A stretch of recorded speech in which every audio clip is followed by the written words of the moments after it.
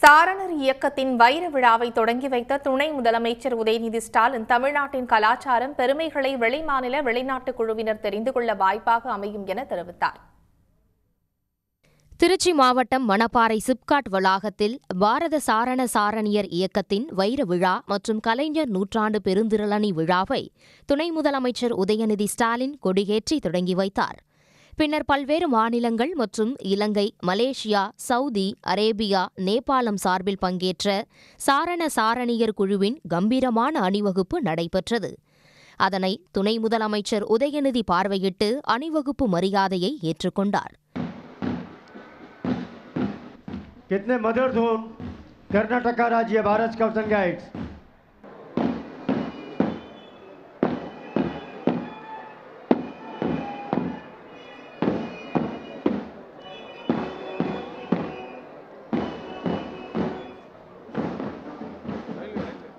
தொடர்ந்து நிகழ்ச்சியில் பேசிய உதயநிதி, இந்த விழா தமிழ்நாட்டின் பெருமைகளை வெளிநாட்டவர் தெரிந்து கொள்ள வாய்ப்பாக அமையும் என்றார். இங்கே வந்துள்ள வெளி மாநிலத்தவர், வெளிநாட்டினர் தமிழ்நாட்டுடைய பெருமைகளையும் கலாச்சாரங்களையும் தெரிந்து கொள்ள இந்த நிகழ்ச்சி மிக முக்கியமானதாக அமையும். அதேபோல் அவர்களுடைய கலாச்சாரம் பழக்க வழக்கங்களை நம்முடைய தமிழ்நாட்டு குழந்தைகள் நீங்கள் அறிந்து கொள்ளவும் இந்த ஜம்போரி மிகப்பெரிய வாய்ப்பாக அமைந்துள்ளது. சேவை செய்யும் எண்ணத்தை குழந்தைகளுக்கு புத்தகங்கள் மூலம் பள்ளிக்கூடங்களில் சொல்லிக் கொடுப்பதை விட அவர்களுக்கு களத்தில் அவுட்டோர் ஆக்டிவிட்டீஸ் மூலம் சொல்லிக் கொடுப்பதில் எளிது என்று திரு பேடன் பாவல் அவர்கள் எண்ணினார்கள்.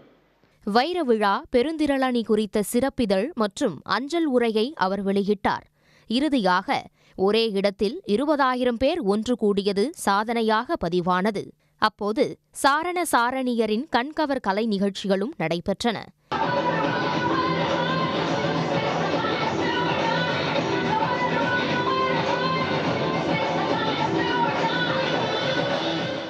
ஏழு நாட்கள் நடைபெறும் விழாவில் வெளிநாட்டு வெளிமாநில சாரண சாரணியர்கள் தங்கள் கலாச்சாரம் பண்பாடு குறித்த செயல்பாடுகளை நிகழ்த்தி காட்ட உள்ளனர்.